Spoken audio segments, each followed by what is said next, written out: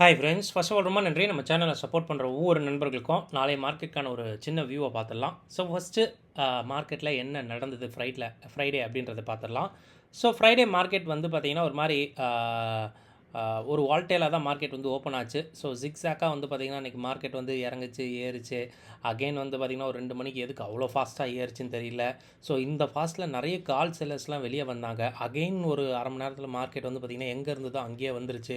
So ரொம்ப ஒரு volatile வந்து தெரிஞ்சுது. பட் மண்டே மார்க்கெட் லீவ் அப்படின்றது எனக்கு மார்க்கெட் முடிகிற வரைக்கும் கூட எனக்கு தெரியல. மார்க்கெட்லாம் முடிஞ்சதுக்கப்புறம் தான் மெயிலில் பார்த்தேன் இந்த மாதிரி லீவ் அப்படின்றது. ஸோ நல்ல மார்க்கெட் வச்சு செஞ்சு விட்ருச்சு. வெள்ளிக்கிழமை ஈவினிங் வந்து அங்கே யூஎஸில் அங்கே மார்க்கெட் ஒரு 2% அவுட்டு. இன்றைக்கி மறுபடியும் வந்து US futures 1% out. And Europe markets எல்லாம் 3% அவுட்டு. ஏஷியன் மார்க்கெட்ஸ் எல்லாம் 3-4% அவுட்டு. ஸோ இது எல்லாமே நாளைக்கு நம்ம மார்க்கெட்டில் இருக்கும்னு நினைக்கிறேன். மேபி 500 பாயிண்ட் மார்க்கெட் இறங்கினாலும் சொல்கிறதுக்கு இல்லை, நான் மேக்ஸிமம் சொல்கிறேன். ஏன்னா அந்தளவு வந்து ஏஷியன் மார்க்கெட்ஸ்லேயும் ஒரு ப்ளீட் இருந்ததை பார்க்க முடிஞ்சுது. அதுக்கான காரணம் என்ன அப்படின்னா, ஏப்ரல் 2ஆம் தேதி வந்து பார்த்திங்கன்னா ட்ரம்ப் சைடில் இருந்து எல்லா கண்ட்ரிக்கும் டேரிஃப்ன்றது வந்து கண்டிப்பாக இருக்க செய்யும் அப்படின்றது தான். ஸோ நியராக டேட் வந்துருச்சு அப்படின்றதுனால மார்க்கெட் கொஞ்சம் வந்து பயப்படுது அப்படின்றது தான். ஸோ இங்கே நம்ம கவனிக்க வேண்டியது என்ன அப்படின்னா, சடனாக வந்து எஃப்ஐ இண்டெக்ஸ் ஃபியூச்சர்ஸ் வந்து பார்த்திங்கன்னா ஃபியூச்சரை செல் பண்ணியிருக்கான். எவ்வளோ அப்படின்னா கிட்டத்தட்ட 3110 கோடி. இது வந்து நினச்சே பார்க்கல. பட் ஹையில் வந்து நல்லா வந்து விற்று விட்டாங்க அப்படின்ற மாதிரி தான் இருக்குதுங்க எனக்கு இது பார்க்கும்போது. ஸோ ஈஸியாக மார்க்கெட் 300 பாயிண்ட் வரையும் இறங்கலாம் அப்படின்றது தான். ஈவன் வந்து குளோபல் மார்க்கெட் இறங்கலாம் கூட நம்ம மார்க்கெட் இறங்கியிருக்கோம். ஏன்னா இவ்வளோ செல் பண்ணியிருக்கோம் ரீசெண்ட் டேஸில், இதுதான் அதிகம். ஸோ பார்க்கலாங்க. பட் நம்ம மார்க்கெட் வந்து நாளைக்கு செல் ஆகும் அப்படின்றது வந்து துளியும் கூட வந்து டவுட் இல்லை. ஓகேங்களா? ஸோ நிஃப்டி வந்து ஒரு 233 பாயிண்ட் ஸ்டாண்டர்ட் ப்ரீமியம் வச்சுருக்கு. சென்செக்ஸ் ஒரு 480 பாயிண்ட் வச்சுருக்கு. இதில் என்ன விஷயம் அப்படின்னா, இந்தியா விக்ஸ் நேற்று ஒரு 4.5% வந்து பார்த்திங்கன்னா டவுன் ஆகி 12.38ன்னு சொல்லிட்டு ஒரு லோவர் ஐவியில் மார்க்கெட் இருக்குது. லோவர் ஐவியில் இந்த மாதிரி மார்க்கெட் சடனாக ஒரு நியூஸ் போடும்போது கண்டிப்பாக நிறைய ஆப்ஷன் செல்லர்ஸ் வந்து பார்த்திங்கன்னா ஆல்ரெடி செல் பண்ணவங்க இதில் மாட்டிப்பாங்க. எஸ்பெஷலி புட் செல்லர்ஸ்ன்னு சொல்லலாம். ஹெட்ஜ் வச்சுருந்தாங்கன்னா பரவாயில்ல, ஹெட்ஜ் தூரமாக வச்சுருந்தாங்கன்னா ஒன்றும் பண்ணியிருக்க முடியாது. பட் வந்து பார்க்கலாம், 1%லேருந்து 1.25%, 1.5%க்கு மேலே 1.5% வரைக்கும் கூட நாளைக்கு வந்து ஒரு ரேஞ்ச் இருக்கலாம் அப்படின்றது தான். பட் இனிஷியலாக மார்க்கெட் இறங்கினா கூட கொஞ்சம் ரெக்கவர் பண்ணிவிட்டு மறுபடியும் ஃபர்தராக இறங்கும்னு நினைக்கிறேன். பட் ஏன்னா இது அவங்க கிளியராக வந்து பார்த்திங்கன்னா அவங்க பொசிஷனை வந்து பில்டப் பண்ணியாச்சு. ஸோ ஃபர்தராக வந்து பார்த்திங்கன்னா இறங்கின மார்க்கெட் வந்து அப்படியே கேப் டவுன் ஆகிட்டு மார்க்கெட் ஏறுமா அப்படின்றது தெரியல. இன்றைக்கி யூஎஸ் மார்க்கெட் எப்படி வந்து முடியுது அப்படின்ற பொறுத்து தான் அந்த ரெக்கவரிலாம் இருக்கும். இல்லை மார்க்கெட் நம்ம மார்க்கெட் சிவியராக வந்து இறங்கலாம் அப்படின்றது வந்து தெளிவாக தெரியுது. அண்ட் ஃப்ரைடே வந்து ப்ராடர் மார்க்கெட்டே வந்து பார்த்திங்கன்னா முடியும் போதே ஹெவியான ஒரு ஷார்ட்டுக்குள்ளே தான் இருந்திருக்குது. ஓகேங்களா? டோட்டலாக F&O ஸ்டாக்ஸே 111 ஸ்டாக் வந்து ஷார்ட்டில் தான் இருந்திருக்கு. லாங் அன்வைண்டிங், புதுசாக லாங் இல்லாமல் 51 ஸ்டாக் லாங் அன்வைண்டிங்கும் இல்லாமல் இருக்குது. ஸோ இது ரெண்டுமே வந்து ஒரு பேட் சைன் மார்க்கெட்டில் இருக்குது அப்படின்றது வந்து அன்றைக்கே வந்து லைட்டாக நமக்கு சொல்லிடுச்சு அப்படின்றது தான் உண்மை. அண்டு சென்செக்ஸோட ஸ்ட்ராடல் ப்ரீமியம் எடுத்துட்டோம் அப்படின்னா, ஸோ இன்ட்ராடேயில் கிட்டத்தட்ட ஒரு 666 ரூபாய்க்கு ஓப்பன் ஆகிட்டு, ஸோ நல்ல ஒரு ஸ்டிப்பான ஒரு லோ மார்க்கெட் என்ன தான் ஒரு ரேஞ்சுக்குள்ளே ஏறி இறங்கினாலும் நல்ல ஒரு டிகே இருந்தது. ஸோ 431 ரூபாய்க்கு போன அந்த ப்ரீமியம் அகைன் வந்து பார்த்திங்கன்னா ஒரு 50 ரூபா ஏறி 487 ரூபாய்க்கு ப்ரீமியம் வந்து முடிஞ்சிருக்கு. பட் ஒரு நாள் லீவு. ஸோ 487 ரூபான்றது it's a very huge.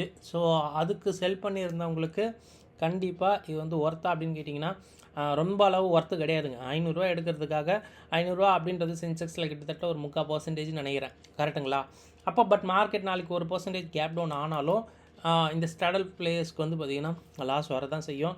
But தெரியலைங்க. பட் மார்க்கெட் வந்து கீழே போகும் அப்படின்றது வந்து தெளிவாக வந்து நிறைய இண்டிகேஷன்ஸ் வந்து சொல்லுதுங்க.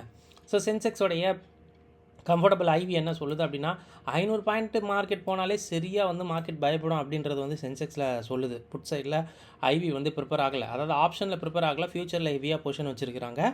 பட் மார்க்கெட் வந்து பார்த்திங்கன்னா இங்கேருந்து 1%லாம் சொல்லும்போது இங்கெல்லாம் போகும்போது ரொம்ப அதிகமாக வந்து பார்த்திங்கன்னா ஸ்பைக் இருக்கும். ஏன்னா ப்ரீமியமும் இல்லை, பட் வந்து ஸ்பைக் ஹெவியாக இருக்கும் அப்படின்றது தான். நாளைக்கு வேறு எக்ஸ்பைரி அப்படின்றதுனால என்ன நடக்கும் அப்படின்னு தெரியல. இனிஷியலாக 1 மணி நேரம் ரொம்ப வால்டைலாக மார்க்கெட் இருக்க வாய்ப்பு அதிகம் அப்படின்ற மாதிரி தான் எனக்கு தெரியுது. அண்ட் SGX நிஃப்டி பார்க்கும்போது இது வரைக்கும் கிட்டத்தட்ட ஒரு 270 பாயிண்ட் வந்து 280 பாயிண்ட் வந்து டவுனில் இருக்குது.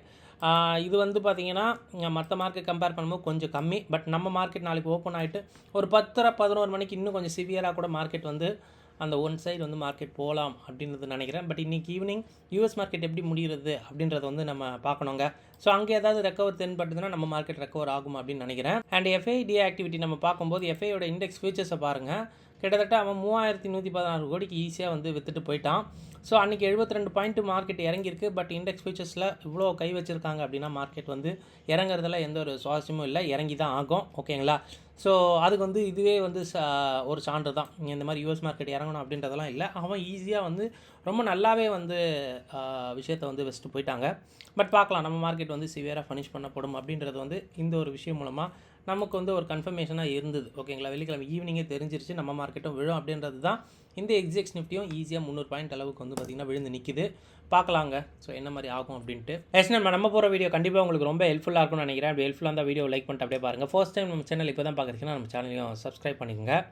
ஸோ மொதல் விஷயம், நம்ம இந்த செக்லிஸ்ட்டில் இந்தியா விக்ஸை பார்த்துடலாம். ஸோ இந்தியா விக்ஸு கிட்டத்தட்ட ஃப்ரைடே மார்க்கெட் என்ன தான் டெஸ்பைட் வந்து வால்டிலிட்டியாக மார்க்கெட் இருந்தாலும் ஒரு 4.5% வந்து மார்க்கெட் டவுன் ஆகி தான் முடிஞ்சுது. அது வால்டிலிட்டி டவுன் ஆகி தான் முடிஞ்சுது. ஸோ இது ஏன் டவுன் ஆகி முடிஞ்சுது அப்படின்னு தெரியல. மார்க்கெட் டவுனு வால்டிலிட்டி டவுன் அப்படின்னா பெருசாக வந்து இருந்திருக்காது. பட் அவங்க உஷாராக வந்து பார்த்திங்கன்னா ஆப்ஷனில் பெரிய அளவு வந்து விஷயத்தை இது பண்ணாமல் ஃப்யூச்சரில் செல் பண்ணியிருக்காங்க அப்படின்றது வந்து நிறைய விஷயம் வந்து வச்சுருக்கேன். ஒரு டேட்டாவை பார்க்கும்போது உங்களுக்கு தெரியும். நிஃப்டியோட ஸ்ட்ராடல் கிட்டத்தட்ட ஒரு 233 பாயிண்ட்டுக்கும் சென்செக்ஸ்க்கு ஒரு 480 பாயிண்ட்டுக்கு மேலே வந்து பார்த்திங்கன்னா பாயிண்ட்ஸ் வச்சுருக்கு. மேபி இது வந்து ஒரு ரேஞ்சாக வந்து செட் பண்ணியிருக்கலாம் அப்படின்றது வந்து அவங்க மேபி திங்க் பண்ணியிருக்கலாம். பட் மார்க்கெட் வந்து நாளைக்கு ஓப்பன் பண்ணும்போது இன்னும் கொஞ்சம் இன்ட்ரெஸ்டிங்காக வந்து இருக்கும் அப்படின்றது தான் சொல்லணுங்க. ஸோ ஸ்கியூவை பொறுத்த மட்டுக்கு இப்போ வரைக்கும் ஒரு ஃப்ளாட் டூ அப்சைட் மாதிரி தான் தெரியுது. ஓகேங்களா? இது வரைக்குமே. ஸோ அதான் இண்டெக்ஸ் ஃபியூச்சர்ஸில் ஒரு சிவியரான ஒரு ஷார்ட்டும் ஆப்ஷனில் வந்து பார்த்திங்கன்னா அந்த ஷார்ட் வந்து வெளியே தெரியல அப்படின்ற மாதிரி ஒரு பொசிஷன் வச்சுருக்காங்க. இது அந்த கவர்ட் கால்லே புட் சைடில் எடுப்பாங்க, அந்த மாதிரி மேபி எடுத்துருக்கிறாங்களா இல்லையா அப்படின்றது வந்து தெரியல. பட் வந்து பார்க்கணும். ஸோ டெக்னிக்கல்ஸாக பார்க்கும்போது லாஸ்ட் 2 டேஸோட ஐஎன் லோஸ் எடுத்துக்கங்க அண்ட் பிபி டைனமிக்கோடைய அந்த சப்போர்ட் அண்ட் ரெசிஸ்டன்ஸை பார்த்துக்குங்க. பிகாஸ் நேற்று கூட ஃப்ரைடே கூட மார்க்கெட் அந்த பிபி டைனமிக்கோடைய சப்போர்ட்டில் மார்க்கெட் வந்து பார்த்திங்கன்னா ஹிட் பண்ணிவிட்டு அங்கேயே முடிஞ்ச மாதிரி இருக்குது அப்படின்றது பார்த்தோம். ஸோ இது வந்து ஒரு ரீசன்ட் டேஸில் இந்த மாதிரி இது 2வது நாள்னு நினைக்கிறேன். இப்படி இருந்தால் மார்க்கெட் வந்து கீழே போக தான் வாய்ப்பு அப்படின்றதும் நம்ம ஆல்ரெடி சொல்லியிருக்கோம். அண்ட் டேட்டா ஃபார் ஆப்ஷன் ட்ரேடர்ஸ்க்கு நிஃப்டி இறங்கியிருக்கு, ஓப்பன் இன்ட்ரெஸ்ட் ஏறி இருக்குது. அண்ட் இந்த ஃபியூச்சர்ஸ் ஸ்பாண்ட்டுக்கான பாயிண்ட்டுமே நல்லாவே இறங்கியிருக்கு. ஸோ வந்து மார்க்கெட்டில் ஷார்ட் இருக்குது அப்படின்றது, நிஃப்டியில் ஷார்ட் இருக்குது அப்படின்றது வந்து தெரியுது. பேங்க் நிஃப்டி இறங்கியிருக்கு. பட் அந்தளவு வந்து பார்த்திங்கன்னா ஓப்பன் இன்ட்ரெஸ்ட் ஸ்பைக் ஆகலை, ஓப்பன் இன்ட்ரெஸ்ட் ரெடியூஸ் ஆகிருக்கு. மேபி லாங் வந்து அன்வைண்ட் பண்ணப்பட்டிருக்கலாம். ஸோ இதோடைய ஃபியூச்சர்ஸ் ஸ்பாட் பாயிண்ட்டும் வந்து பார்த்திங்கன்னா 389 275 மாறி இருக்குது. இதுலேயும் ஷார்ட் இருக்கலாம் அப்படின்றது தான்.